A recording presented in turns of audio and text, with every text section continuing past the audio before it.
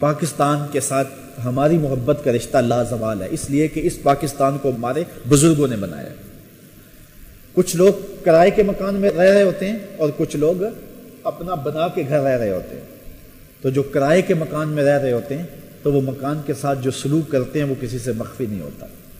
کچھ لوگ پاکستان میں رہ رہے ہیں لیکن وہ کرائے کا مکان سمجھ کے رہ رہے ہیں، اور ہم اس وطن میں رہ رہے ہیں اس لیے کہ ہمارے بزرگوں نے اس کی بنیادیں کھودی، اس میں خون ڈالا، اس کے اندر جو ہے وہ تعمیر کے مراحل سارے طے کیے۔ اس لیے یہ پاکستان ہمارے بزرگوں کی محنتوں کا ثمر ہے، اور پاکستان کو تھوڑی سی بھی آنچ آنے لگتی ہے تو ہم بے چین ہو جاتے ہیں، اس لیے کہ یہ پاکستان ہمارے اسلاف نے بنایا۔ کاش کہ اس وقت جو سیاسی جنگ و جدل کا ماحول ہے یہ سمجھ جائیں کہ یہ پاکستان کتنے جتن سے اور کتنی محنتوں سے بنایا۔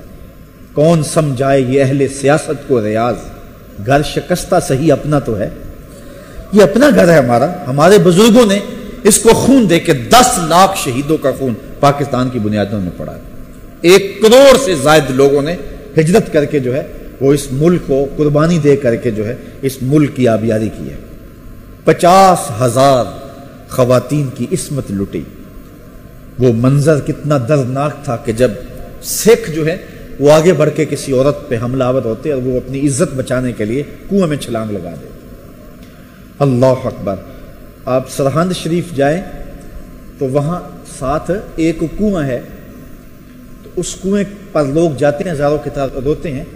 اس کنویں کے بارے میں مشہور یہ ہے کہ اپنی آبرو بچانے کے لیے اس کنویں کے اندر سید زادیوں نے چھلانگیں لگائی تھی۔ تو یہ پاکستان ایسے تو نہیں بنا ہے، یہ پاکستان یوں ہی تو مارز وجود میں نہیں آ گیا تھا۔ میں کہانی پڑھ رہا تھا، ایک شخص کہتا کہ سکھوں کا جتھا میرے پیچھے آیا اور آگے نہر تھی، اور میں نے محسوس کیا کہ نہر میں بہت سارے لوگ تیرتے ہوئے جا رہے ہیں۔ تو میں نے بھی ایک لکڑی پکڑی اور اس لکڑی کو پکڑ کے نہر میں چھلانگ لگا دی تاکہ میں بھی اس کے سہارے جو ہے وہ آگے چلا جاؤں۔ تو کہتے ہیں کہ میں نے جب چھلانگ لگائی تو چاروں جانب لوگوں کا ہجوم تھا، اور میں نے کہا کتنے لوگ اس طرح میری طرح جان بچا رہے ہیں، لیکن جب میں نے دائیں بائیں جو ہے دیکھا تو میرے علاوہ ساری لاشیں ہی تیر رہی تھی۔ اتنے لوگوں نے خون دیا، اتنے لوگوں نے خون دیا۔ تو پاکستان اس لیے ہمارے بزرگوں نے نہیں بنایا تھا کہ بن جائے نشیمن تو کوئی آگ لگا دے۔ تقدیر نے اس لیے تنکے نہیں چنوائے تھے۔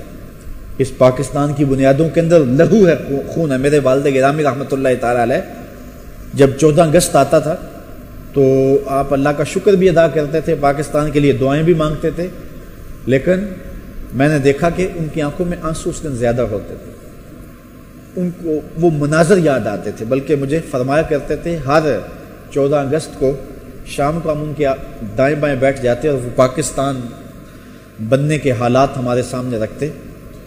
تو ایک مرتبہ ہمارے گھر میں ایک خاتون تشریف لائیں، تو بڑی گرم جوشی کے ساتھ بزرگوں نے اس کو بٹھایا، استقبال کیا۔ تو بعد میں ہم نے پوچھا تو فرمانے لگے کہ یہ خاتون وہ ہے کہ اللہ نے مجھے سعادت دی کہ اس کی زندگی میں نے بچائی تھی۔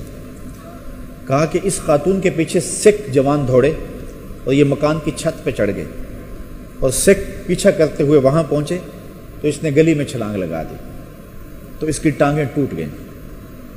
فرماتے ہیں میری والدہ بیمار تھی اور بوڑھی تھی، میں ان کو کندھوں پہ اٹھا کر کے گلی سے نکل رہا تھا تو یہ راستے میں رو رہی تھی، اور مجھے کہنے لگی کہ پاجی میرا کی بنے گا؟ تو فرماتے ہیں کہ میں نے کہا کہ تجھے میں انشاءاللہ پاکستان لے کے جاؤں۔ تو فرماتے ہیں میرے والد گرامی کہ میں پھر 1.5-2 کلومیٹر ایک جگہ پہ اپنی والدہ کو بٹھایا اور پھر دوبارہ آیا، اور اس خاتون کو میں نے کندھوں پہ اٹھایا، اور جہاں والدہ بیٹھی تھی وہاں اس کو بٹھایا، پھر والدہ کو اٹھایا اور 2 کلومیٹر آگے چھوڑا، پھر پیچھے اس کو لینے آیا۔ فرمایا کرتے تھے لوگوں نے پاکستان کی طرف 1 بار سفر کیا ہے، میں نے پاکستان کے لیے 3 بار سفر کیا۔ 1 بار جاتا تھا، پھر آتا تھا، پھر آتا تھا، اور اس طرح جو ہے وہ پاکستان اس خاتون کو میں نے پہنچایا۔ اور وہ بہت زیادہ تشکر کے جذبات تھے اور ماضی کی یادوں کا ذکر ہو رہا تھا۔